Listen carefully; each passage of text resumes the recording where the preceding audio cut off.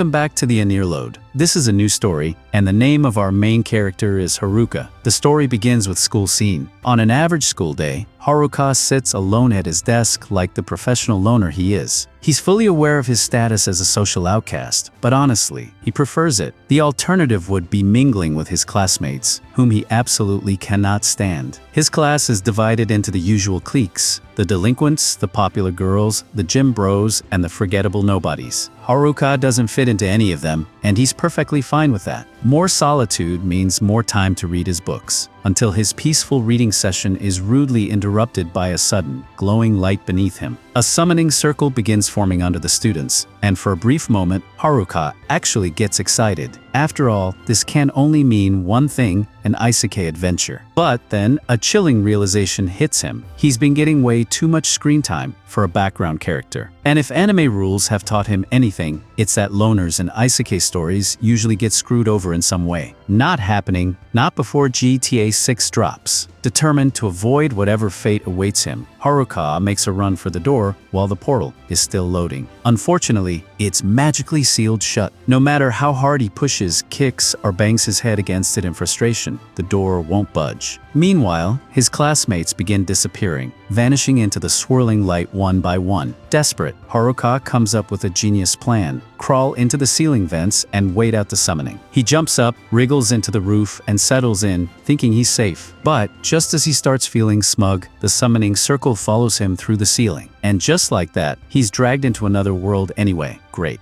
So much for dodging fate. Haruka expects to be greeted by the usual isekai welcoming committee, a fat king, or a pretty princess begging for his help. But instead, he opens his eyes to find a panicked, bald old man waving his arms around like a malfunctioning, inflatable tube guy. Turns out, this old man is God, and he's the one responsible for the summoning. Apparently, all of Haruka's classmates have already been sent off, but his genius idea to hide in the ceiling caused a summoning error. Now, God has to fix his mistake before the higher-ups find out. To make amends, he offers Haruka some abilities for his new life. Sounds great, right? Wrong. Since Haruka is late, all the good skills have already been taken. What's left are the scraps no one wanted, like Minecraft villager, gambling dice, contact lenses, and a stick. To make matters worse, Haruka has a limited number of skills he can choose. Furious, he unleashes his wrath on the so-called god for dragging him here with nothing but trash abilities. But the old man isn't about to take lip from a high schooler. He didn't graduate from God University just to get yelled at. So, as a form of apology, and mainly to get rid of him, he grants Haruka all the leftover skills and promptly teleports him away. Cool. More skills than usual. Not cool? He's been dumped in the middle of a forest with no supplies. Just as he's about to panic, he notices a pouch on the ground, part of his Minecraft villager skill. Turns out, it lets him store an unlimited number of items in his inventory. And luckily, there's some starter gear inside. At least he's not completely doomed. Now geared up, Haruka decides to check his stats. But thanks to his gambling dice skill, he has to roll for his stat points. With no other choice, he tosses the dice onto the ground and lands on M. What the hell is M? Since he has no clue, he just dumps all his M points into his luck stat. When he opens his status window, he's shocked to find that his luck is completely maxed out. Great, but also kind of a waste. He could have used that on something actually useful. While scrolling through his stats, Haruka finds two unexpected skills. Because he was such a massive loner back on Earth, he physically cannot form a party in this world, even if he wants to. But in exchange, his second skill lets him force monsters to serve him, since making actual friends is off the table. Haruka sighs, so much for forming a harem. But hey, it is what it is. Haruka is more concerned with the fact that he doesn't see any of his classmates nearby. That's a little weird, considering this is supposed to be the starting location. Then again, he never cared about them before, so why would he start now? Right now, his top priority is gathering supplies so he can live a comfortable life out in the woods. Easier said than done though, he can barely see anything with all these trees in the way. At this rate, it won't be long before he accidentally stumbles into a monster. And if that happens, well, let's just say he'd rather not die before he even gets to enjoy his new isekai life. Then it hits him, he has a contact lens skill. He quickly puts on the lenses, and suddenly, all kinds of information about his surroundings pop up in front of him. Turns out, these lenses come with a built-in appraisal skill, allowing him to navigate the forest with ease. Using it, he spots some edible mushrooms that won't kill him, a rare find in fantasy worlds. He picks as many as he can, stuffing them into his villager bag, which, thankfully, lets him carry an unlimited amount of junk. Next, he heads to a nearby river, using his bag to scoop up some drinking water. Once he's done, something catches his eye deeper in the forest. Curious, he wanders over and discovers a cave. It looks interesting, and against all common sense, he decides to check it out. Just in case there's something waiting to eat him inside, he says a quick prayer before stepping in. To his relief, the cave is monster-free and surprisingly spacious. It could actually make for a solid base. Deciding to claim it, he pulls out a tent and a magic lantern from his bag, setting up camp. Then, using temperature control magic, he lights a small fire to stay warm for the night. Coincidentally, using his magic even once unlocks a new fire-based skill, and his paranoia about monsters rewards him with several detection skills as well. Things are looking up. There's just one problem. His only attack skill is a stick. He's going to have to figure out a better way to defend himself. The next morning, Haruka jolts awake, half expecting to find a monster breathing down his neck. Nervously, he peeks outside his tent. To his relief, nothing attacked him overnight. Apparently, his so-called useless skill items actually have anti-monster properties. Who knew? But just because he's safe from harm doesn't mean he's safe from hunger. So, he pulls out a frying pan and starts cooking the mushrooms he gathered. If you're wondering where he got a frying pan, it was chilling in his villager bag, along with a full set of kitchen knives and even some beef jerky. At this point, Haruka is convinced that whoever stocked this bag before him was either a genius or a hoarder. With his stomach full, it's time to figure out what's next. His cave will work as a base for now, but he still needs a reliable food source and better defenses against monsters. Fortunately, with his contact lenses, food isn't a problem. He finds more mushrooms and herbs almost immediately. But the monster situation, that's a different story. Just then, his detection skill kicks in. Something's happening nearby. Haruka decides to investigate, but as soon as he arrives, he regrets it. The noise was caused by goblins. Not one, but two. And they both have strength stats higher than his own. Panic sets in. Can I even take them down? Should I just run? But deep down, he knows the truth. If he's going to live in this forest, he'll have to fight goblins eventually. Might as well get it over with now, while he has the element of surprise. The only problem? He's still armed with nothing but a stick. Desperate, he tries wrapping the stick in magic to see if it helps. To his surprise, it works. Without wasting another second, he lunges out of the bushes and smacks one of the goblins on the head. The poor creature is left dazed and confused, but Haruka doesn't give it time to recover. He immediately beats the absolute daylights out of it until it finally drops dead. One down, one to go. The second goblin charges at him, but Haruka manages to dodge just in time. Now that he's gotten a feel for the fight, he realizes something. The goblin's attacks are shockingly predictable. With newfound confidence, he effortlessly evades its swings and smacks it around like he's playing whack-a-mole. Finally, he finishes it off with a wave of magic. And just like that, Haruka wins his first fight against goblins. Haruka decides he's done enough for the day and heads back to his cave for some much-needed rest. Once there, he roasts some mushrooms for dinner again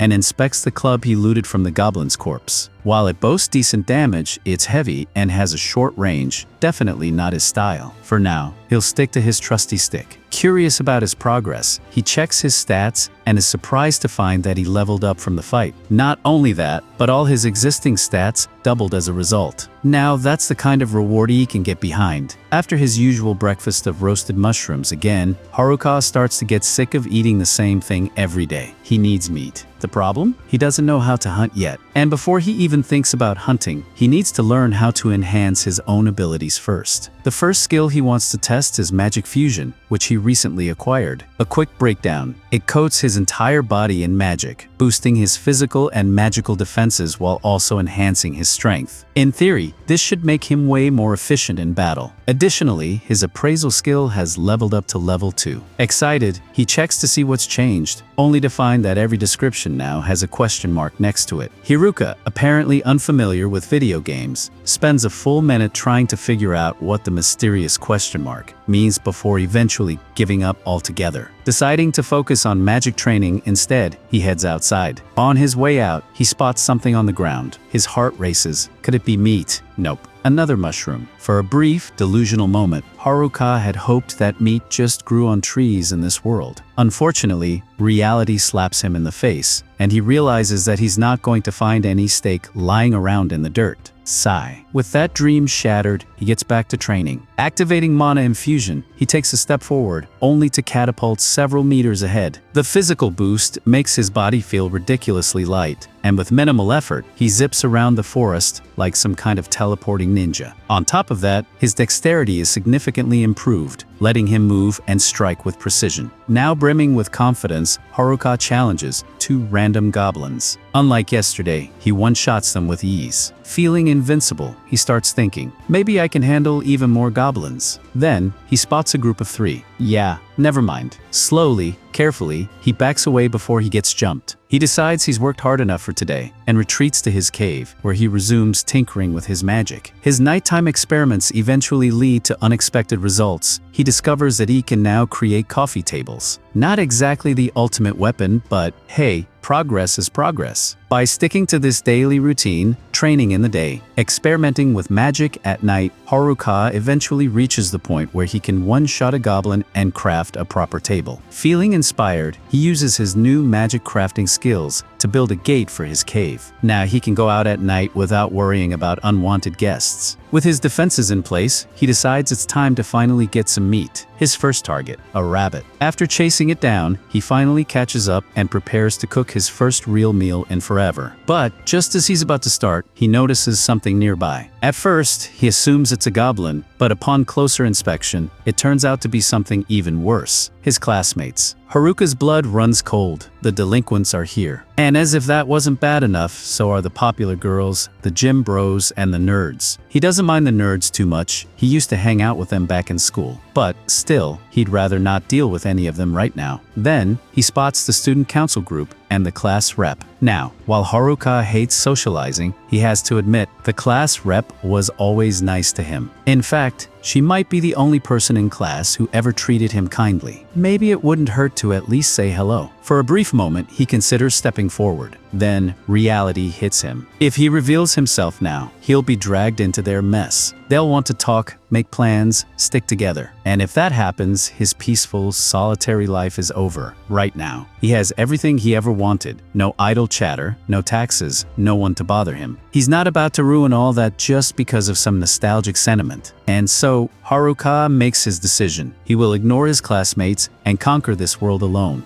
Haruka quickly ducks into a bush as the delinquents approach. One of them swears he heard something and moves closer to the exact bush Haruka is hiding in. Holding his breath, Haruka braces himself, but when the delinquent peeks inside, all he finds is a bunny. Shrugging it off, he and the others continue walking. Relieved that he wasn't caught, Haruka decides to follow them to see if they're planning anything. However, instead of useful information, he overhears them having an intellectual discussion about their class VP's chest. Haruka sighs in disappointment, expecting at least some valuable insight. Still, with no laws to stop them, he worries about what they might do to the girls. He trusts the class rep to handle them, as she always does. But then he hears them discussing using Miracle Tanaka for his ability to do whatever they want. As they head back to camp, Haruka can tell they're up to no good, but stepping in would mean socializing, which he refuses to do. Instead, he returns to his cave and grills some mushrooms, only to be devastated when he notices his loner skill has leveled up, confirming that even his status board acknowledges his solitude. Probably a result of avoiding his classmates, but still, it's not the worst thing. If anything, he wants to level up more since he's only level 3. His growth is slow due to 2 skills he can't level: Jack of all trades and dummy skill. The first likely means he'll be decent at many things, but never a master. But the second, he has no clue. The best guess he can come up with is something puppet-related. Deciding it's not worth stressing over, he eats his dinner, still wishing for some actual meat. Calling it a night, Haruka settles into sleep, only to be interrupted by a loud ruckus outside. Annoyed but unable to ignore it, he steps out, expecting to find the delinquents causing trouble again. Surprisingly, it's not them, it's the nerds, locked in a fight against goblins and struggling. Haruka briefly considers helping but checks their stats first. With skills far superior to his and level 16 ranks, they should manage on their own. Figuring they'll be fine, he turns to leave. Just then, he spots 2 goblins sneaking up behind them. Already struggling, The nerds won't stand a chance if they're ambushed. Haruka debates stepping in, but then recalls the time they shared their holographic Charizard with him. Sigh, fine. They're worth saving. Without hesitation, he dashes out of the bushes, stick in hand, and one-shots both goblins in a single swing. The nerds, catching their breath, are shocked to see Haruka. After a quick reunion, they thank him, but he struggles to hold a conversation. He hasn't spoken to real people in ages. Still, he invites them back to his cave, where they're amazed by the setup. When he casually mentions using earth magic and crafting to remodel, they're even more impressed that he managed all this alone. Haruka prepares drinks and finally asks, "So, why are you guys wandering the woods this late at night?"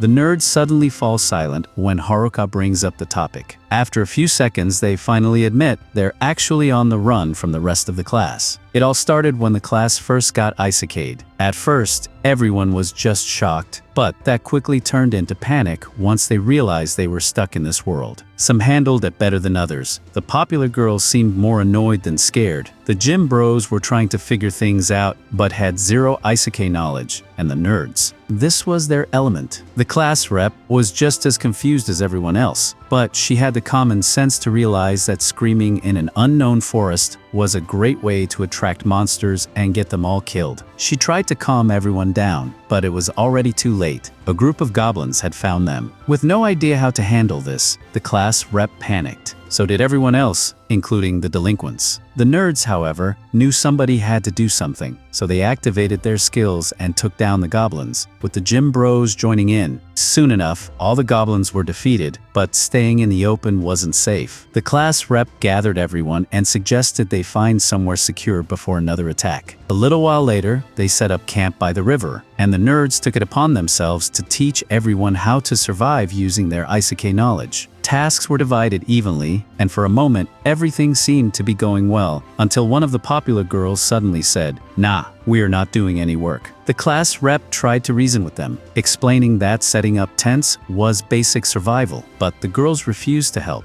Seeing this, the delinquents also decided to slack off, leaving the nerds and the class rep to do everything. On top of that, the nerds had to deal with monsters attacking the camp, but they handled it for the sake of survival. They knew one of the delinquents had picked the puppeteer skill, so they wanted to level up fast, just in case. Meanwhile, the delinquents were also hunting at night, but only to grind levels so they could use their abilities. While eavesdropping, the nerds overheard them discussing plans to turn the girls into their slaves once they were strong enough. Realizing this was serious trouble, the nerds immediately warned the class rep. However, just a few days later, the delinquents had already gained enough levels to activate their skills, and their first target just so happened to be the class rep. Before they could act, the nerds ambushed them, beat them down, and sealed away their skills to prevent them from ever causing harm. Now powerless, the delinquents had no choice but to face the consequences. As expected, when the girls found out about the plan, they were furious. The delinquents were immediately kicked out of the camp. That should have been the end of it, but the delinquents were petty. That night, while the nerds were away, the delinquents returned just to mess with everyone and ended up burning the entire camp to the ground. By the time the nerds got back, everything was destroyed. Worse yet, the popular girls somehow blamed them for the disaster and started giving them a hard time for antagonizing the delinquents. The class rep stood up for them, reminding everyone that the nerds were the only reason anyone had survived so far. They appreciated her support, but honestly, they couldn't stay in a camp full of such ungrateful people. That's why they decided to run. After hearing their story, Haruka actually feels bad for them. To lift their spirits, he decides to host a mushroom feast for them that night. Haruka actually enjoyed spending time with others for once, but the next day, the nerds had to leave. They planned to head downstream to find a village and start their lives as adventurers. Before leaving, they invited Haruka to join them, considering him a friend. While Haruka felt the same way, he declined, believing his trash skills would only hold them back. That said, he was also a bit worried about the situation at the class camp, mostly because the class rep was still there, and she was the only other person in class he liked. So he decided to check things out. On the way, he randomly encountered a kobold, which bit him a lot, but he ultimately managed to kill it and continue his journey. By nightfall, he arrived at the riverside, where the class camp should have been. But, to his surprise, the place was completely deserted. Assuming they must have moved, he used one of his detection skills to pick up some footprints and followed them until he eventually came across the popular girls. Of all his classmates, Haruka hated dealing with them the most, so he immediately tried to turn around and head home. But before he could escape, the girls started chasing him. Haruka could have easily outrun them, but he froze when he heard them say the word please. In all the years he had known them, please had never been in their vocabulary. For them to be this desperate, something serious must have happened. Deciding to hear them out, Haruka stopped to talk. The first thing they asked was if he knew where the nerds had gone. Haruka hesitated, thinking they just wanted to yell at them again. But to his surprise, they actually wanted to apologize. Now, they finally realized just how much the nerds had been doing for them and sincerely wanted to make amends. But by now, the nerds were long gone and there was no way they could catch up. To begin with, they couldn't even make it out of the woods alone, let alone defend themselves from monsters. Haruka asked if they had the resolve to do whatever it took to find the nerds and apologize. The girls, breaking down in tears, admitted they knew they wouldn't survive on their own. Desperate, they pleaded with Haruka to teach them how to survive in the wild. Haruka was so stunned by their sudden request that he agreed without thinking. As a result, his subjugate ability activated, and in an instant, the girls became his subservient followers. Now they blankly followed him, finishing off monsters whenever he got into a fight, then pulling out a magic crystal and presenting it to him like puppies looking for praise. Haruka was really not happy with how things were turning out. For now though, he noticed one of the girls had a small injury on her arm, so he handed her a healing potion he had made. Instead of using it on herself, she immediately used it on him instead. Haruka was getting sick of how the girls now did everything for his benefit, and he was really worried about how he was going to explain this to the class rep if he ran into her. And right on cue, the class rep just so happened to be walking through that part of the woods at that very moment.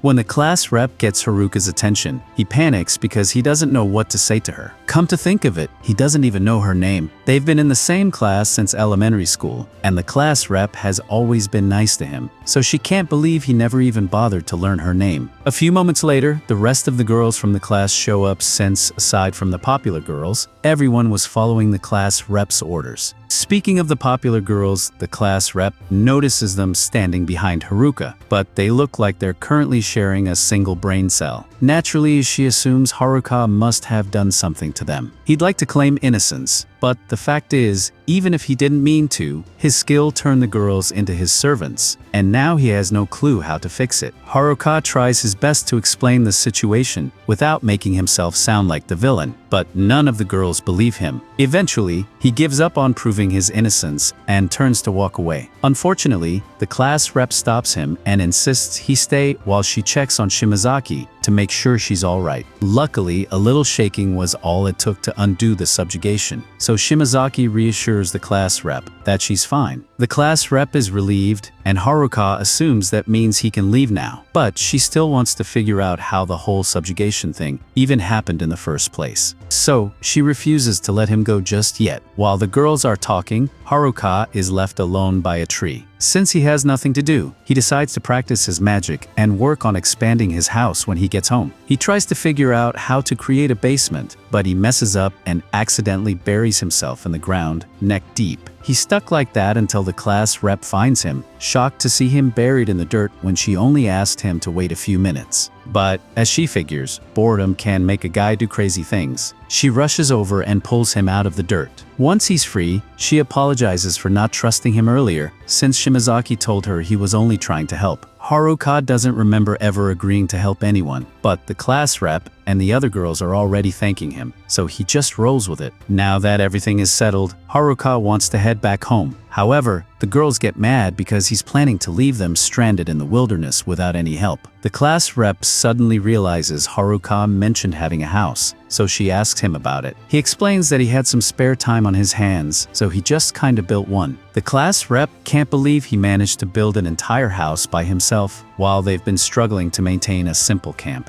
The other girls are equally impressed, so they huddle together and start discussing amongst themselves. The class rep asks how many people Haruka's house can accommodate. Based on how he designed it, about 240 people could fit. But he'd have to move some furniture around and temporarily empty the indoor pool. The class rep is beyond jealous of how well Haruka is doing for himself, and as much as she hates to ask, she wonders if she and the other girls can stay over for the night since they're all technically homeless at the moment. Haruka freaks out. It's one thing to invite a few guys over, but an entire class worth of girls? Yeah, that's a problem. He struggles to keep himself in check, but once he calms down, he agrees to lead them all to his house. Since he spent so much time roaming these woods, Haruka is far better at navigating than the others. One of his skills even gives him helpful pointers to stay on the right path. Eventually, he makes it back to his house with the girls, where they take a moment to catch their breath. The girls are stunned by the magnificence of Haruka's house. It's been so long since they've had a roof over their heads or experienced the wonders of indoor plumbing. So, the moment Haruka mentions there's a bath over in that direction, they frantically rush towards it, stripping down right in front of him. There's no way he can handle spending an entire night under the same roof with all of them, so he quickly sets up a tent outside to be alone and prepares to go to sleep. Just then, the class rep walks into his tent. There's something she wants to talk about. First, she thanks him for all his help, admitting she wouldn't have known what to do without him. After the nerds left, the gimmick bros, as she calls them, decided to leave as well, leaving the girls completely on their own. It was tough, but now that they've had a bath and a good meal, their spirits are high once again. Still, even though things eventually worked out, the class rep feels she failed as their representative because she couldn't handle the class's situation by herself. Haruka thinks she's being too hard on herself. After all, she was the one who kept the girls together and protected them. The class rep acknowledges that, but she believes they just got lucky since they didn't run into any monsters. If they had, she wouldn't have been able to protect anyone, unlike the nerds. Haruka doesn't think that's fair. The nerds practically spent their whole lives preparing for situations like this, so it makes sense that they could handle themselves well. Meanwhile, she was thrown into an Isekai with zero preparation, and considering that, she's actually done a great job. Hearing that makes the class rep feel a lot better, though she still can't help but feel her efforts pale in comparison to Haruka, who somehow built a fully functioning household in just a week. She wishes him a good night and heads back inside. But with everything that happened today, Haruka knows he's not getting any sleep tonight. Early the next morning, Haruka wakes up to find one of the girls sitting outside his tent, telling him breakfast is ready. It takes him a moment to process what's going on, but when he does, he groggily says he wants to sleep a little longer. The girl, however, refuses to accept that answer and straight up crawls on top of him to force him out of bed. Defeated, Haruka gives in and asks what's for breakfast. He was expecting the usual mushroom soup with a side of extra mushrooms, but to his surprise, breakfast is actually fish today. He gets so excited that he accidentally headbutts the girl. She's slightly hurt, but Haruka couldn't care less, because finally, he gets to eat something that isn't mushrooms. He absolutely loves it. The class rep doesn't understand why he's so hyped about eating fish, considering he's been living next to a river this entire time. While that may be true, Haruka sucks at fishing, so he's never actually caught any before. But since the girls seem to be eating fish regularly, they must have a reliable way of catching them. Curious, he asks to see how they do it. The class rep agrees and takes Haruka to the river, along with one of the girls who has a lightning magic skill. He asks her how she catches fish, and she just casually explains that she electrocutes the water until the fish stop being alive. Haruka is amazed and begs her to do it one more time. The girl doesn't really want to, but since Haruka has been helping them, she agrees. She spawns another lightning ball, but before she can throw it into the river, Haruka takes it and seals it using his packing skill. He then tosses it into the water, catching some fish himself. But on top of that, he also acquires lightning magic, meaning he won't be needing the lightning girl's help anymore. The class rep is shocked and asks what he just did. Haruka explains that by using his packing skill on a particular element, he can gain that type of magic. It's probably an effect caused by a combination of his many skills. While it's definitely useful, he still doesn't think it's that impressive. After all, he still considers most of his skills to be useless. As the other girls play in the river, Haruka sits with the class rep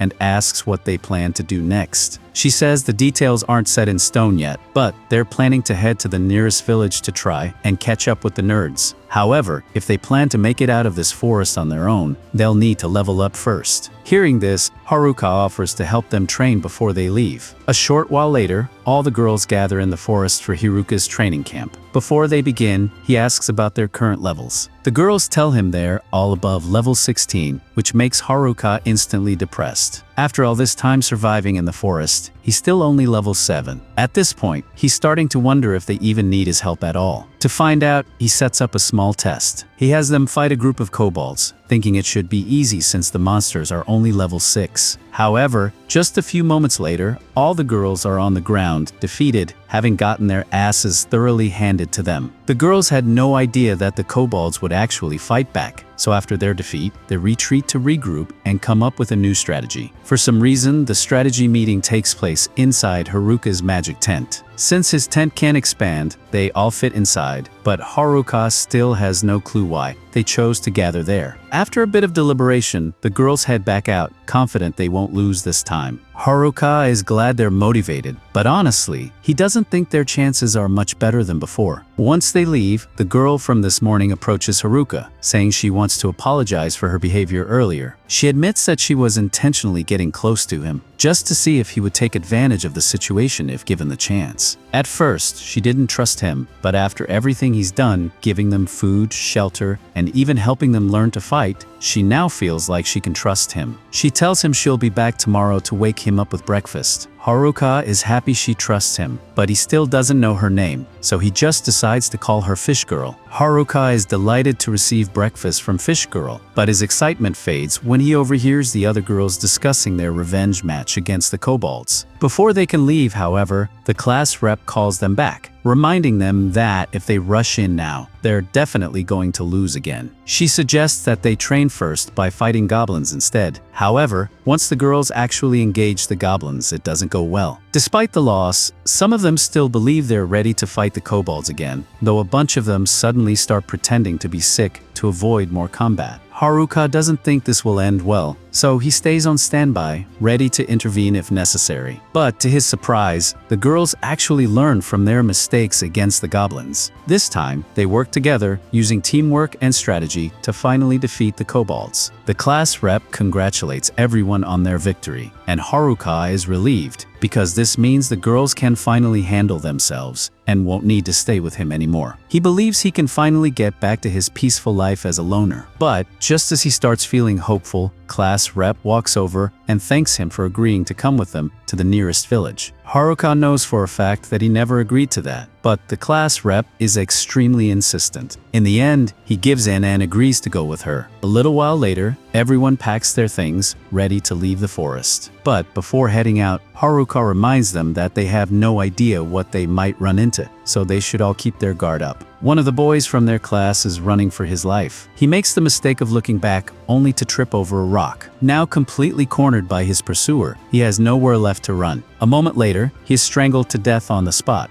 Haruka's top priority right now is ensuring the girls' safety, since the delinquents are sure to come after them. To do that, he needs to get them out of the forest as soon as possible. A little while later, Haruka encounters a giant orc. Seeing this as a good training opportunity, he decides to teach the girls how to defend themselves properly. He tells them to stand back and watch as he takes care of it. Haruka charges at the orc with his stick, and in response, the orc raises its club to smash him into the ground. However, when the monster looks down, it realizes Haruka is gone. Where did he go? Turns out, Haruka is hiding behind a tree. With how slow the orc is, there's no way it can hit him. But if Haruka wants to defeat it, he needs a plan. He remembers the nerds telling him that physical attacks aren't effective against orcs. The safest way to defeat them is by using magic. Haruka quickly pulls up his status window to check his available magic. Thanks to his packing skill, he has access to all elements. But before he can cast a spell, the orc finds his hiding spot and destroys the tree with its club. Haruka is forced to dodge a series of attacks until he finally has enough. Appearing behind the orc, he strikes it with his stick, and just like that, the orc drops dead. Wait, what? Haruka is shocked. He wasn't expecting that, considering physical attacks aren't supposed to work against orcs. The girls, however, are upset because they didn't actually get to learn anything from watching him. So, Haruka apologizes and promises to use magic next time. The next time Haruka spots an orc minding its own business, he prepares a flame spell and casually throws it at the monster. The fireball hits the orc's face, and just like that, the orc goes down and never gets back up. The girls are even more frustrated. If Haruka keeps instantly killing everything, they'll never learn how to defend themselves properly. Later that night, the group has a lot of orc meat on hand, so they celebrate with a barbecue. While everyone is having fun, Haruka is busy in the background, setting up traps around the area to ensure they won't be attacked in their sleep. His magic tent has stealth properties that prevent detection by enemies, so with this setup, he thinks they'll be safe. Next, he plans the route for the journey tomorrow. Activating his math skill, he starts analyzing the best path ahead when suddenly, his perception skill alerts him to someone nearby. Curious, Haruka goes to investigate. From the shadows, he sees 4 male figures emerging.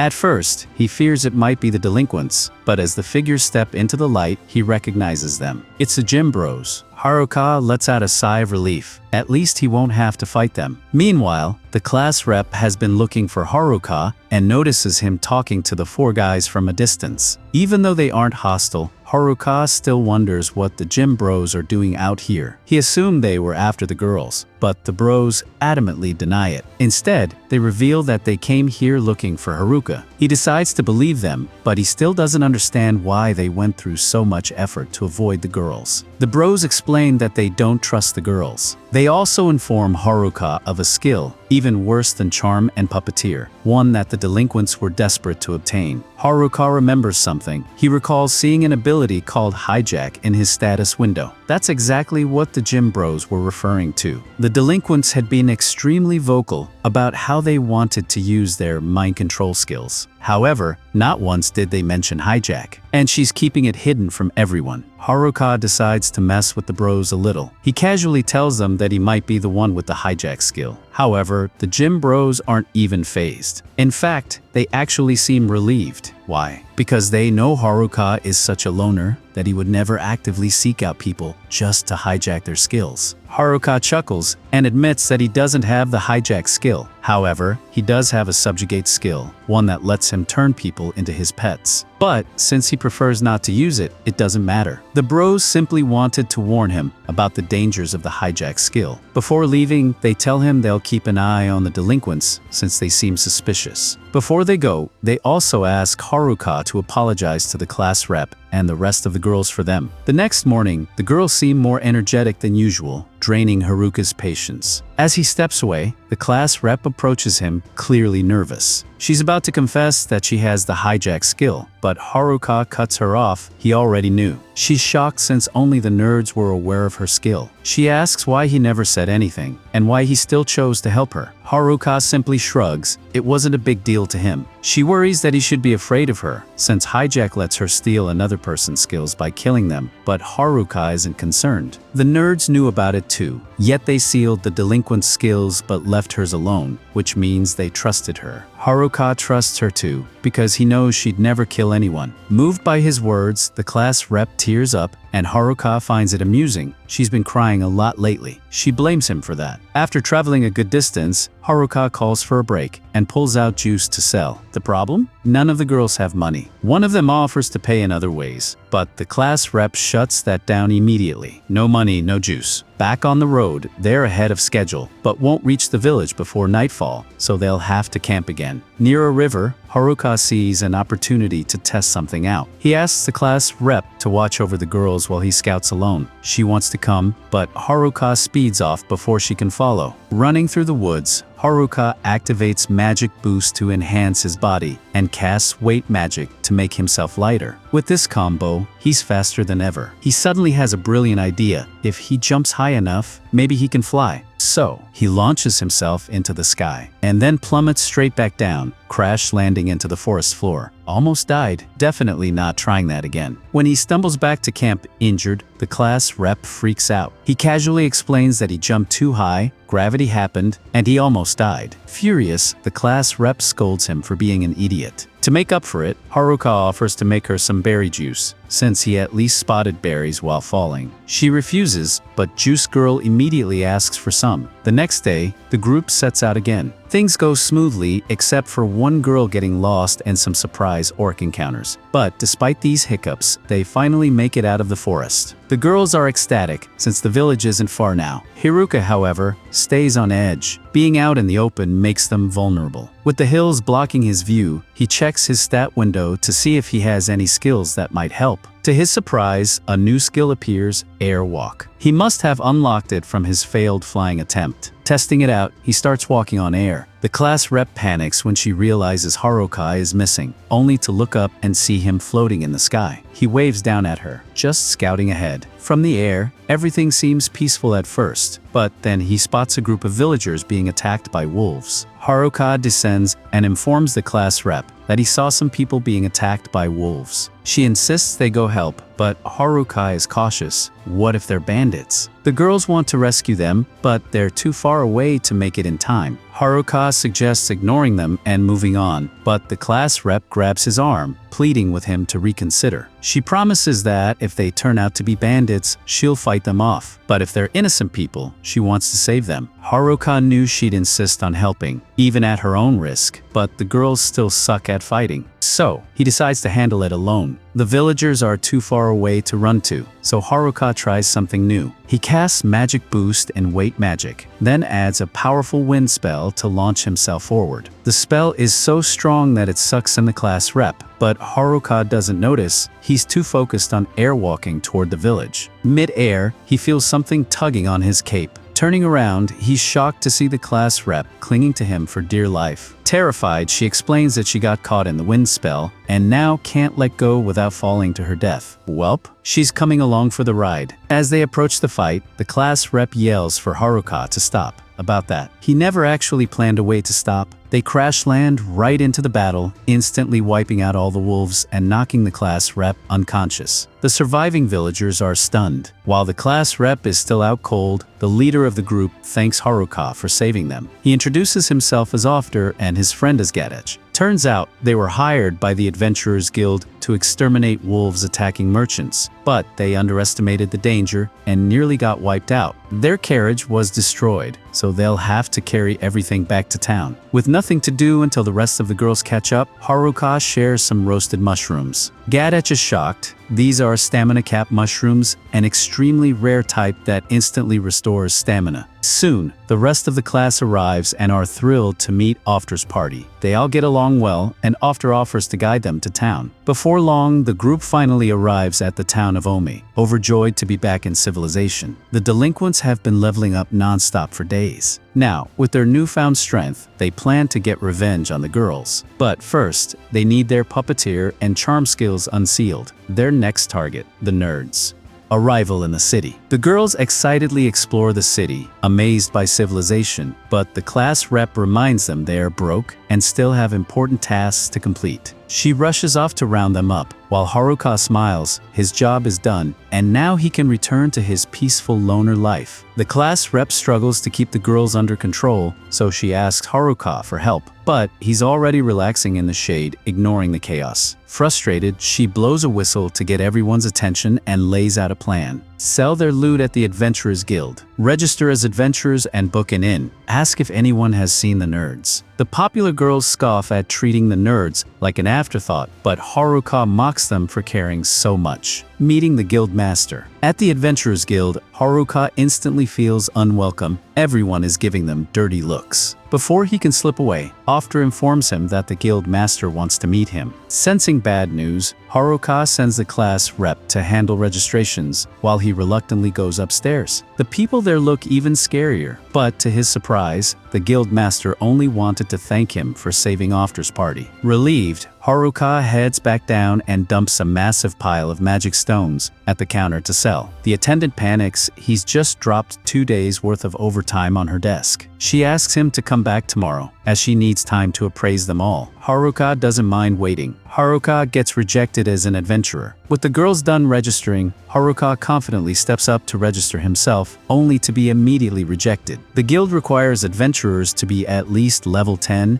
and level 20 for solo adventurers. Haruka is level 9. Worse, his loner skill prevents him from joining parties, meaning he's unemployed indefinitely. A suspicious inn and a big payday. That night, the class rep leads them to their lodging, which looks suspiciously like a love hotel. Haruka panics, but it's just a normal inn. They say goodnight and head to their rooms. The next morning, after breakfast, the class rep excitedly announces that the town is safe, so everyone is free to explore. The girls eagerly plan a shopping trip, while Haruka prepares to leave for the forest after he gets paid for his magic stones. At the guild, Haruka is met with sincere apologies. They don't have enough money to pay him all at once. Even the guild master personally asks if he'd be willing to accept installments. Haruka agrees, and in the meantime, he gets the amount for the stones already appraised, 8 million era. Haruka gets rich and immediately goes broke. The money in this world has the same value as Earth's, meaning Haruka is now filthy rich. His payout is massive because he brought in more magic stones than the guild has ever seen and also took down the green wolves. Since he's loaded, Haruka decides to do some shopping before heading back to the forest. Gadich offers to take him somewhere special. Haruka assumes it's an adult establishment, but to his disappointment, it's just a rundown weapon shop. This shop collects rare dungeon gear, and Gadich thinks it's perfect for Haruka. The place looks sketchy, but the gear is top tier, so Haruka spends all day browsing and buying whatever he can afford. The necklace with a hidden power. While shopping, Haruka finds a mysterious necklace. His appraisal skill only gives a vague description. Fits 7. He remembers seeing the same description when he analyzed his villager set, so he asks the shopkeeper what it means. The shopkeeper explains that it allows up to 7 item effects to stack and be used at once. That means if it works with his villager set, Haruka can stack even more buffs onto his equipment. He's about to start testing combinations, but then, oops, that was expensive. While holding one of the items, something reacts unexpectedly, and before he realizes it, all the items fuse into one. The shopkeeper is furious. Haruka hasn't paid for anything yet, and that gear was worth over 10 million era. Haruka panics. He's completely broke. Gadich pleads with the shopkeeper to accept Haruka's 8 million instead. Haruka's escape plan goes wrong. The next day, Haruka sulks over being broke. He wants to go out and farm more crystals, but only registered adventurers can leave town. He already tried sneaking out with some girls, but the class rep caught him and yelled at him again. Time for plan B. His villager cloak fused with an invisibility cloak, so now he can go completely unnoticed. Using it, he sneaks past the class rep and the girls, but feels guilty for leaving without saying anything. Still, if she found out, she'd definitely stop him. Haruka successfully escapes the lodging and heads for the city wall, but then makes a critical mistake. He removes his invisibility cloak too soon, and just as he jumps over the wall, a couple of girls spot him. Panicking, Haruka loses focus and accidentally smashes his family jewels against the wall. Haruka's escape plan fails again. As Haruka crashes to the ground, he yells at the athletic girls for startling him. They were just curious about why he was jumping over the wall. Then he realizes one of them is missing. Using his perception skill, he finds her, about to strip naked in the middle of the street. Horrified, Haruka and the girls rush over to stop her. They manage to intervene in time, but his escape plan is ruined. Haruka tries again. The next day, the girls head out on a guild quest, and Haruka asks to join them. The class rep refuses. She doesn't trust him after his attempted escape. She assures him they won't be gone long. Haruka pretends to wait but has no intention of staying. This time, he keeps his invisibility cloak on until he's past the city gates. Now, nothing is stopping him from returning to his house in the forest, ignoring every side quest. On the way back, he spots a destroyed village, ignores it. A horde of goblins would be great for XP, but ignores them too. A carriage under attack by bandits, people inside begging for help, still ignores it. But as he tries to leave, the bandits attack him. The bandits make a mistake. Haruka warns them that he wants no part in this, but they refuse to listen. With a single fire spell, he roasts them. The staff he's holding is unexpectedly powerful, a result of his forced item combination from the shop. As the bandits get back up, Haruka tries to talk his way out again. They acknowledge his magic is strong, but assume he's weak in close combat, so they rush him. Big mistake. Haruka knocks them all down effortlessly, with one hit each. When a jobless man wins a fight, the bandits can't believe they're losing to one guy and ask what Haruka's job is. He doesn't have one. That stings. Desperate, the bandits check his status and see he's only level 9. They believe they can still win by using weapon skills, which are only available from level 20 and up. Haruka knows weapon skills are dangerous, so he gets worried, but then realizes they shout their attacks before using them. He dodges every single one until they pass out from exhaustion. An unskippable side quest appears. Just as he thinks it's over, a girl approaches him from behind. Marielle, a noble, thanks Haruka for saving her, but she also points out that he tried to ignore her at first, so she's not sure if she should be thanking him at all. Still, she appreciates his help and has a favor to ask. Her father is the lord of a certain city, and she wants Haruka to escort her back for safety. Haruka refuses at first, but then she mentions a reward. Now he's interested. Haruka's big mistake. On the way, Marielle asks where he was coming from. Haruka rants about the shitty city he just left, complaining about the guild not having enough money to pay him, the guild refusing to register him as an adventurer, the city not letting him leave without a permit. Marielle suddenly starts crying. Confused, Haruka realizes too late she's the daughter of the Lord of Omi, and this carriage is heading right back there. Haruka instantly regrets everything. Meanwhile, in the forest, the gym bros and the delinquents are squaring up for a fight. The delinquent leader doesn't hesitate to kill, but just as he raises his sword, he gets stabbed from behind.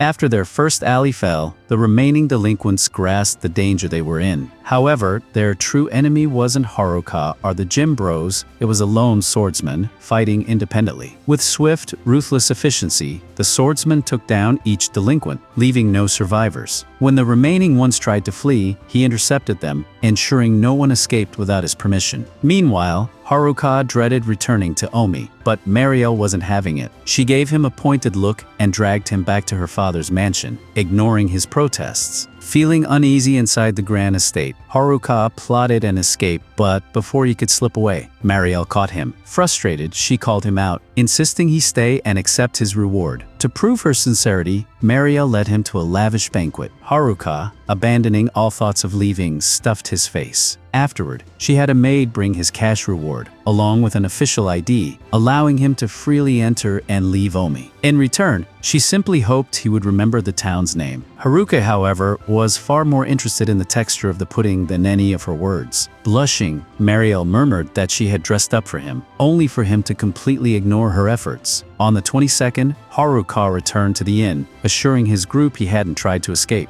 The girls were suspicious, but Haruka played dumb until some of them dropped the subject and left on a guild mission. Before departing, the class rep warned him that he wasn't allowed to leave the city. Haruka agreed, but the moment he was alone, he flashed a sly grin, readying his next escape attempt. This time, he had a trump card, Marielle's ID. Before leaving, he used his reward money to stock up on supplies and, most importantly, real food, anything but mushrooms. He also left a note for the class rep, simply stating he was going to check on the athletes and urging the girls to keep leveling up. With everything set, he headed to the exit, where a burly soldier stood guard. Flashing his new ID, Haruka easily secured his release from Omi. This time, if he saw a carriage under attack, he'd ignore it and keep moving. Eventually, Haruka reached his beloved forest, where mushrooms thrived, fish swam, and monsters roamed. It felt like home. Eager to reach his cave, he resumed his run, effortlessly defeating an orc along the way. However, its appearance was unusual, as such creatures typically stay deeper in the forest. As sunset approached, Haruka sensed something was off. Then he saw it, a bloodstain on a rock. At first, he doubted it belonged to the nerds, who were experienced survivors. Instead, he feared for the athletes. Following a trail of blood and footprints, he ran until he found them. The athletes were barely alive, slumped against a rock, badly wounded. Without hesitation, Haruka threw them healing potions, saving them. Their leader, Kazazaki, revived just enough to ask if the girls were safe. Haruka assured him they were secure in the city. Relieved, Kazazaki felt at peace, believing they had done their part to protect the class. Later that night, Haruka learned that all the delinquents were dead, the nerds had vanished. The bully killer was an unknown force, unstoppable and ruthless. This mysterious swordsman not only eliminated the delinquents, he also stole all their weapons. Kazazaki believed it was all part of his plan. His real target wasn't the delinquents. It was the class representative. She possessed the abduction skill, a power that let her steal abilities from those she killed. Haruka worried only he and the nerds were supposed to know about that. But the swordsman had asked about her. The athlete survived on purpose. The swordsman spared them, likely hoping they would eventually seek out the class rep, giving him the perfect opportunity to strike. Haruka didn't like where this was going. The athletes, near death, warn Haruka that the mysterious swordsman will follow the blood trail. Their leader believes they have a chance if they fight together. Haruka, however, hates getting involved in conflicts. He only wants a peaceful, solitary life. But duty calls, and he can't ignore the situation. He agrees to help, but alone, sending the athletes back to the city to protect the women. Though he knows it'd be safer with backup, he realizes that if the swordsman kills everyone, no one will be left to protect the girls. Meanwhile, in Omi, the class rep remains anxious, even after reading Haruka's letter. The athletes inform Haruka that the swordsman's most powerful attack leaves him vulnerable. Haruka knows he needs to train to exploit this flaw. He defeats goblins, but quickly realizes he needs stronger opponents. Fate leads him to the Goblin King, a perfect level-up opportunity. He dodges its club and strikes with a spell, winning the battle. But before he can celebrate, a new threat emerges, the Goblin Emperor, level 50. Haruka, at level 9, knows he can't win in a fair fight, but escape is unlikely. He uses his strongest skills to launch a desperate attack, landing a powerful hit, but the Emperor regenerates and sends him flying with a brutal counter. Barely conscious, Haruka forces himself to keep fighting. His friends depend on him. As dawn breaks, exhausted but victorious, he cheers, he's finally level 11. Returning to his cave, he discovers new skills, including a spell that seamlessly combines different magics for instant attacks. Shortly after, a man approaches, Tanaka, the quiet boy who once seemed like a victim but clearly had other plans. Meanwhile, the girls return to Omi, only to find the athletes waiting by the city wall. Kazazaki explains that Haruka stayed behind to fight an enemy alone. Back in the forest, Haruka greets Tanaka with sarcasm, sensing something is off. Tanaka, however, is frustrated. He had planned to use the delinquents to reach the class rep, but the athletes ruined everything. At that moment, Haruka realizes the truth. Tanaka was behind everything from the start. Tanaka admits that he used the delinquents to divide the class. When Haruka demands to know about the rest of their classmates, Tanaka coldly responds, "They're all dead," but his real goal, unlocking the abduction skill. Haruka blocks Tanaka's escape, but Tanaka decides to kill him instead. With a gesture, Tanaka hurls rocks toward Haruka, demonstrating his power. He taunts Haruka, reminding him that back in the White Room, where everyone selected skills, he chose last, deliberately picking only the worst abilities. Smirking, he asks, "Do you really think you can beat me with those useless skills?" Tanaka then summons even larger rocks, forcing Haruka to defend. But then, Tanaka activates his unique ability, Tweak. Instantly, Haruka's body twitches uncontrollably, making it hard to move. Despite the struggle, Haruka dodges the rocks, only for Tanaka to summon crystal spikes beneath his feet. He barely escapes again, but the effort drains him, his body unnaturally heavy. Tanaka, impressed, asks how long Haruka suspected him. Haruka reveals he had doubts from the start. Tanaka didn't fit in with the delinquents or the nerds, making his actions suspicious. Tanaka, unfazed, admits he started his scheme the moment they were teleported. Though he missed out on the hijack skill, he found Tweak, which lets him manipulate others subtly. With that, he controlled the delinquents, leading them to their downfall. Now he's done talking. Vines bind Haruka's foot. Confident in his victory, Tanaka unleashes a deadly fire spell, but to his shock, Haruka absorbs the flames into his staff, a result of the herb fused into it. Wasting no time, Haruka counters, aiming to strike while Tanaka is stunned. But it was a trap.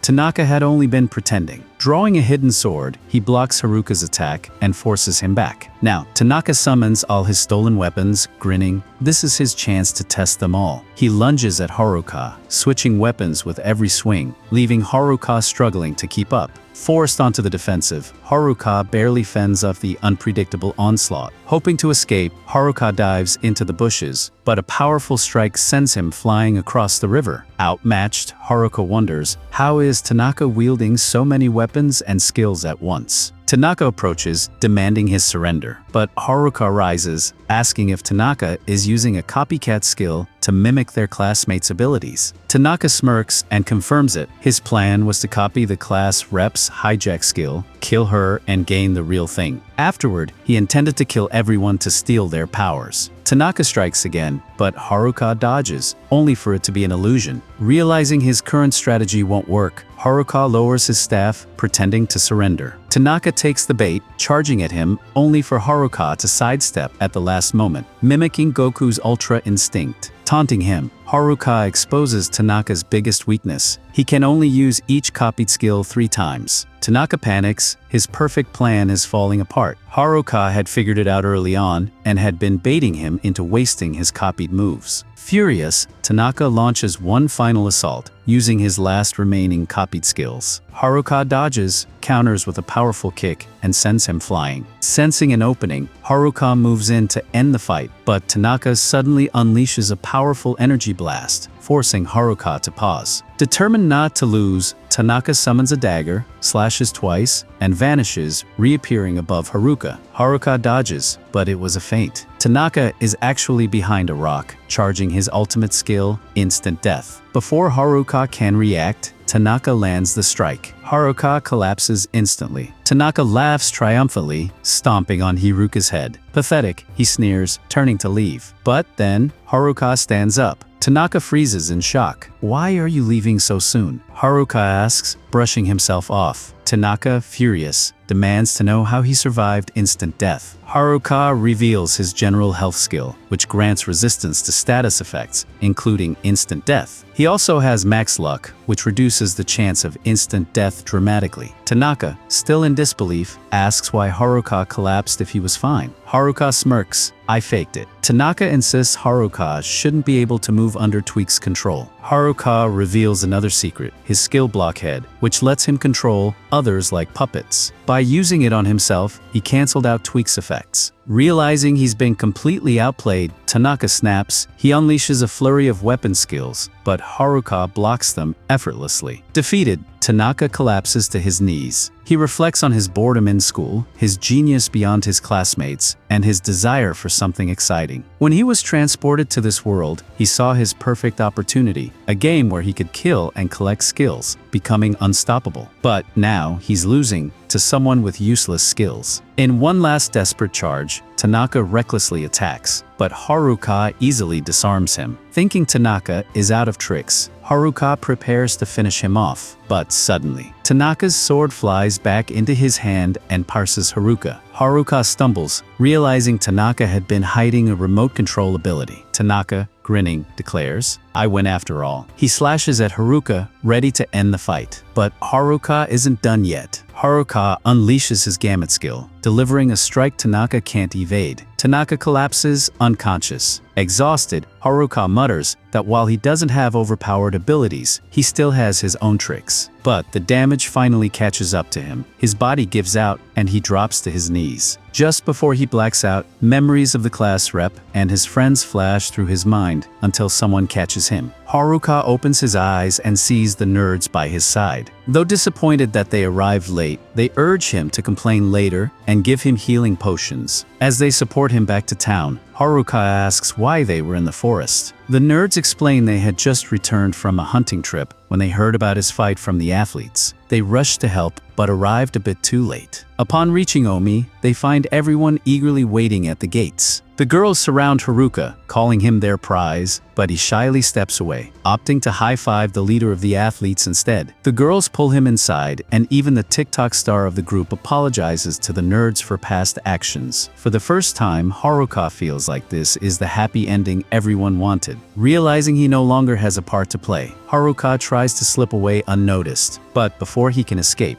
the class rep catches him. Shocked, Haruka freezes. She suddenly hugs him, confessing she was truly worried. Haruka apologizes, but the class rep isn't satisfied. An apology isn't enough. She reveals that she's gathered all the girls to give him a stern talking to for sneaking out of the city without a word. Haruka panics, but he has no choice as the girls drag him back into the city to scold him. Haruka has an unusual dream about a mysterious girl, one who has long awaited her moment in the depths of darkness. Waking up sore and exhausted in his inn room, he reflects on his fierce battle with Tanaka. Outside his room, he encounters the nerds, who are preparing to pursue a rare item in the dungeon that can alter others' perceptions. Annoyed, Haruka sarcastically remarks that it's perfect for someone as shady as Oda, prompting Oda to snap back, saying he doesn't need commentary from a loner. The nerds then head off on another mission, leaving Haruka thinking about his recent encounters and victory over Tanaka. Deciding it's time to return to his peaceful cave life, he prepares to leave the city. However, just as he's about to sneak away, he senses the class rep's presence. Her eyes flash with anger, ready to reprimand him for his reckless choice. Rather than giving another long scolding, she pointedly reminds him that he still hasn't explained his actions. She asks why he risked his life alone, and before he can answer, she pleads with him not to do it again. Feeling humbled, Haruka kneels and apologizes, and the class rep gracefully accepts. Relieved, he realizes that this was far more terrifying than fighting Tanaka, but he'd rather face this than her wrath again. Wanting to avoid further lectures, Haruka recalls the nerds mentioning a relic that can change how people perceive him. Believing that this could stop people from nagging him, he sets off for the dungeon in search of the item. Meanwhile, in Lord Omi's mansion, Marielle's father works tirelessly, only taking a break when his daughter insists. However, he remains worried about the frontier, as rising monster activity threatens trade and the economy. Just then, a soldier rushes in, reporting that a monstrous horde is advancing. While Omi's defenses prepare for battle, Haruka casually strolls toward the dungeon. He senses nearby monsters, and soon, an orc horde appears, which he treats as nothing more than a warm-up. At the Adventurers Guild, the guild master asks the class rep to handle a threat on the road, but before she can mobilize, Marielle bursts in, warning of an approaching orc horde and destroyed villages. As adventurers rally to defend the city, Marielle rushes off to find her friends, wondering where Haruka is. Meanwhile, Haruka charges headfirst into the orc horde, surprised to see an orc king among them. With a single strike, he takes down most of the enemies, but the level 37 orc king withstands his attack. Undeterred, Haruka unleashes a flurry of blows, finally bringing the monster down. Looking at the orc corpses scattered across the ground, he briefly wonders what could have drawn so many monsters here. But he quickly shifts his focus back to his true goal, the dungeon. Using stealth, he slips past the guards unnoticed. Inside, he imagines the cracked floors and long corridors, the history of countless adventurers who have passed through before him. His only concern is finding his rare item. After opening several treasure chests filled with useless equipment, he regrets not asking about the item's exact location. Finally, he decides to visit the magic item shop in the city for guidance. As night falls, Omi's defenses brace for the incoming orcs. The guild master, growing impatient, worries they may have been misled. Marielle hesitantly confirms the reports, sparking concern that the orc attack might be a false alarm. As the smoke clears, a shadowy figure approaches, putting the soldiers on high alert. But it's only Haruka, yawning as he strolls down the road. The class rep rushes over, warning him that a neighboring village was attacked, putting Omi in danger. Along with several classmates, the girls scold Haruka for disappearing without a word and causing everyone to worry. Haruka casually suggests that he might have already defeated the monsters, but this doesn't stop their complaints. Later, in a tavern, Marielle and the guild master thank Haruka for defending the town, but urge him to be more cautious. Soon after, Marielle and the class rep join in, leaving Haruka feeling even more trapped than before. The guild master explains that monster activity has been increasing, hinting at an imminent invasion. That night, as Haruka lies in bed, he grumbles about the growing number of people nagging him, longing for his quiet life. Desperate for a solution, he sets out to find the rumored item that might change how people see him. On the morning of the 27th, he arrives at the magic shop, startling the shop owner, who still remembers him from a past incident. To calm the man down, Haruka explains that he isn't here to buy anything, only to ask ask about an item that could make people like him more. Though unclear on the details, the shop owner guesses he's referring to the pheromone ring and says it should be located below the 50th dungeon floor. Excited, Haruka asks how many floors the dungeon has, only to learn that there are 100, and to progress, he must defeat a powerful boss on each level. According to legend, the dungeon emperor resides there, though his true nature remains a mystery. If Haruka wants to proceed safely, he has his work cut out for him. Haruka knew he would need recovery items, so he dashed to the general store, leaving the magic shop owner disappointed that he hadn't bought any of his more useful items. Meanwhile, two classmates had been eavesdropping and realized Haruka was after the pheromone ring. Determined to stop him from causing trouble, they resolved to interfere. As Haruka confidently continued his quest, his perception skill alerted him to approaching figures. His classmates, looking furious, confronted him. One accused him of seeking the pheromone ring, but Haruka quickly denied it, claiming he was actually after Solomon's ring, an item that lets him talk to animals. Nobody believed his lie. Realizing he had no way out, Haruka took off running straight into the dungeon. Upon arrival, the guard warned him that the dungeon was closed due to imminent danger, but a single guard wasn't going to stop a determined mob. Inside, Haruka worried that the class rep might find the pheromone ring before him, so he rushed ahead. The woman warned him that he might fall into a trap, but he brushed it off, saying his luck would keep him safe. Then, he tripped on a hidden ledge and fell into a deep pit. A friend tried to catch him, but missed. Thinking quickly, Haruka used earth magic to cushion his fall, bouncing safely to the bottom floor of the dungeon, dangerously close to where the final boss might appear. He tried using air walk to climb back up, but with endless floors above him, escape seemed impossible. Realizing his spatial awareness and trap detection skills had leveled up, he activated both and found the corridor clear of traps. Then he noticed something strange. His skill read his location as floor 101, meaning he had somehow fallen beneath the final floor. This likely meant he was near a hidden boss. Meanwhile, his classmates set out to find him. Haruka pushed forward through the dense magical smoke ahead. As he walked, torches with eerie blue flames lit up, guiding his path toward a massive door. There was no doubt about what lay beyond. As he opened it, a powerful magical barrier slammed him back, nearly knocking him off his feet. Then, he caught a glimpse of his opponent, Dungeon Emperor, level 100.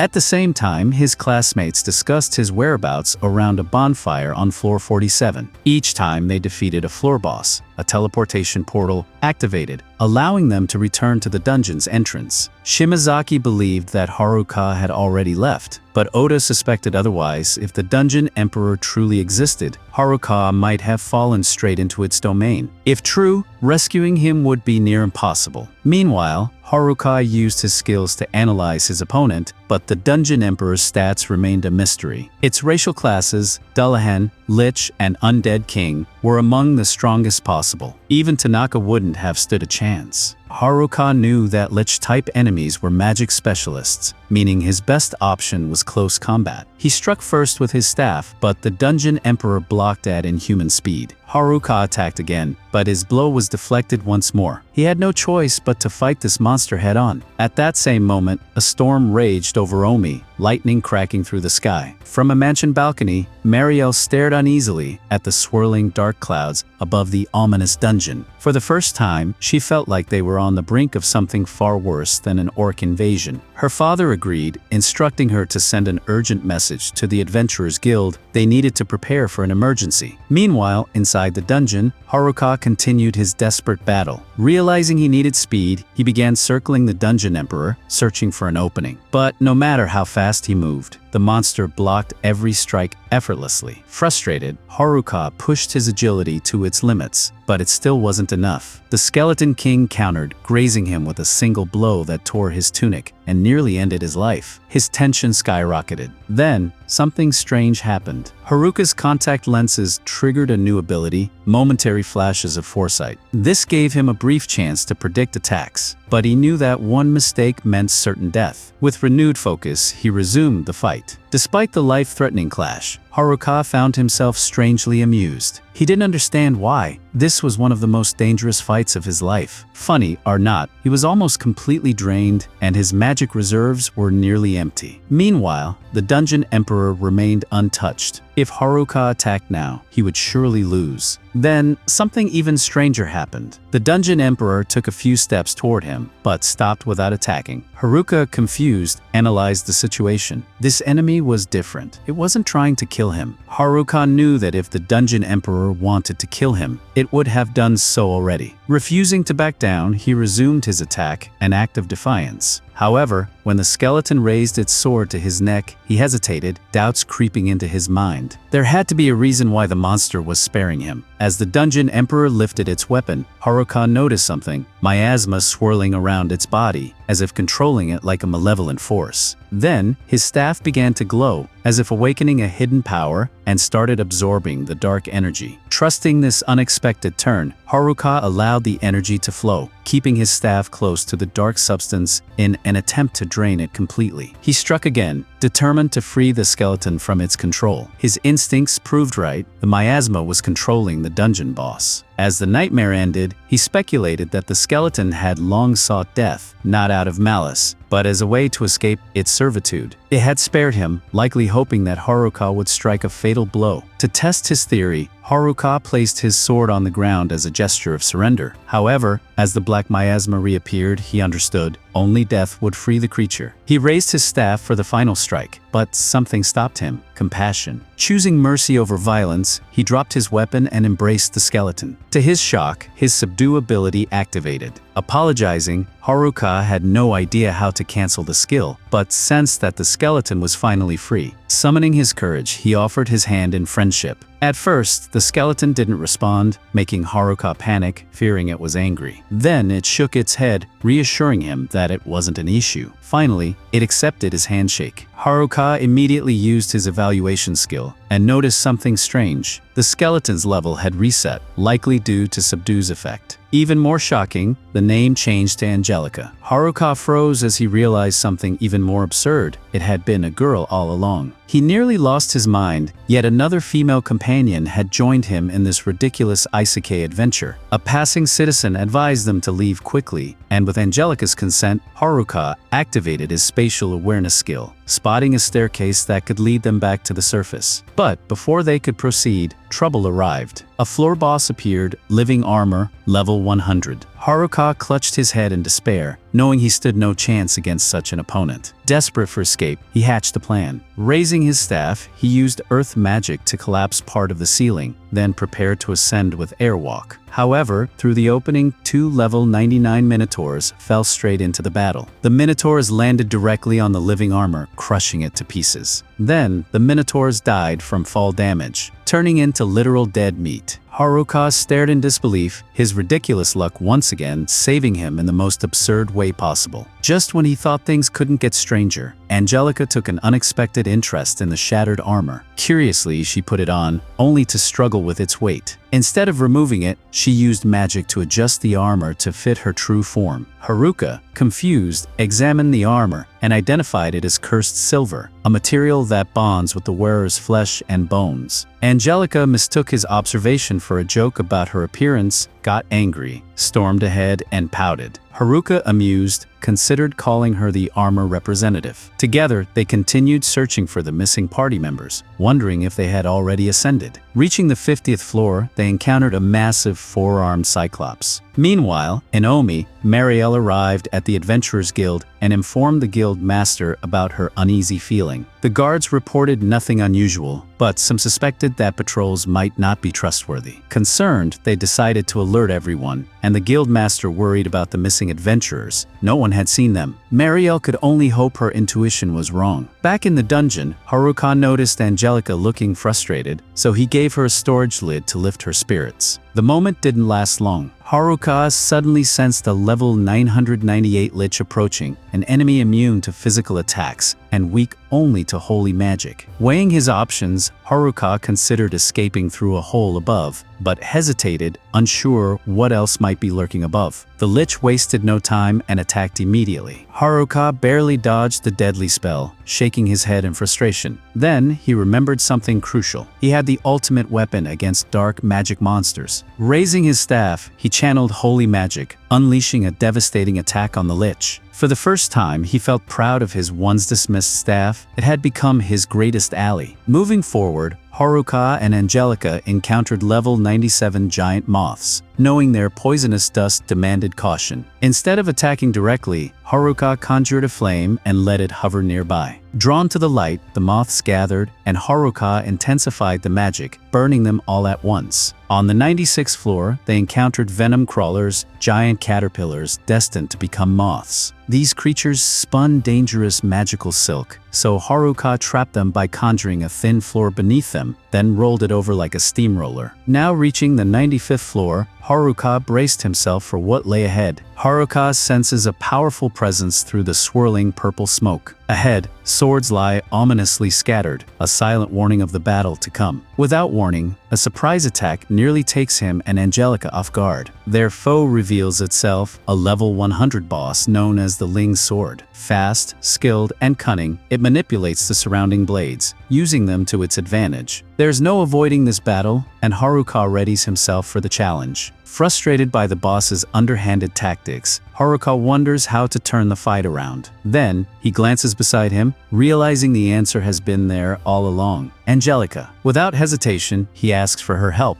With a single devastating strike, Angelica ends the fight instantly, leaving Haruka completely astonished by his newfound ally's strength. Meanwhile, back on the 50th floor, the class struggles against the Cyclops. Exhausted, their journey seems near its end. With hope nearly gone, Kazazaki recalls Haruka's encouragement, remembering his words about them being the best athletes. Oda, too, believes Haruka wouldn't give up, inspiring the group to push forward. As the Cyclops attacks, they create an opening for Kakizaki, who uses his explosive speed to go for the monster's head. Although struck down mid-leap, his role as a decoy allows Oda to cast a spell, piercing the Cyclops' face, ending the battle. Meanwhile, Haruka reaches the 85th floor and immediately senses a massive swarm of monsters ahead.